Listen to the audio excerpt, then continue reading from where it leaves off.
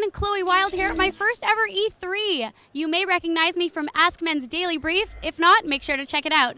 I'm here with Ryan from IGN's Xbox team, and we just finished at the Microsoft press conference. So Ryan, what did you think? Well, Chloe, it was your first E3. I've been to 9 of these things. I've pretty much seen and heard it all here from Microsoft, and there was a lot to like this year. They were very clear right at the top.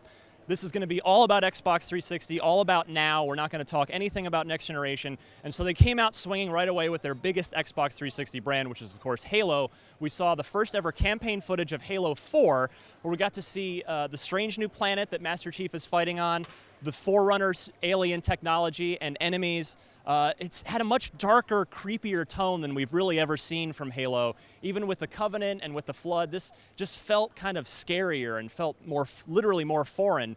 And so it was just, it's always great to see Halo and see Master Chief and hear him uttering his just powerful one-liners. So we had Halo, we saw a new game in the Forza series called Forza Horizon, which is really taking Forza off the track and out into the open roads, almost like the cannonball run of the Forza universe. So that was great. I am a huge fan of the Splinter Cell series. I love Sam Fisher. I love stealth games and sneaking around and grabbing guys and choking them out and hiding their bodies in the corners so that the enemies won't find them.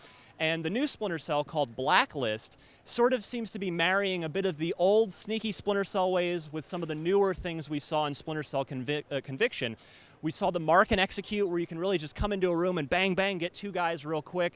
But you can also cut through tents and sneak up behind guys and still do some of that classic stuff, complete with the gadgets like the sticky shocker, just literally zapping a pool of water to electrocute some guys down there. So I love seeing Splinter Cell. I love that Sam Fisher's back.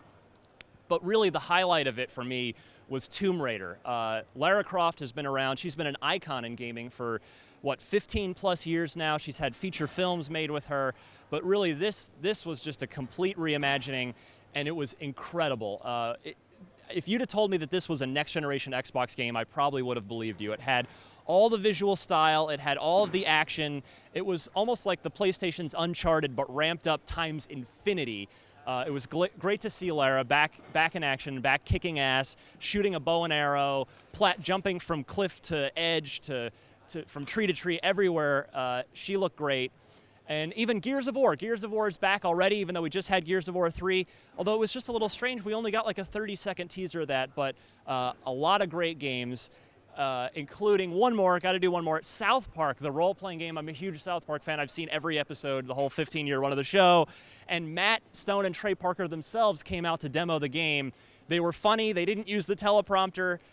They were making jokes at Microsoft's expense, and they showed, of course, the most important thing, the game, which had, it looked exactly like the show, and it's a full-on role-playing game, so that's going to make me really happy when it comes out next year.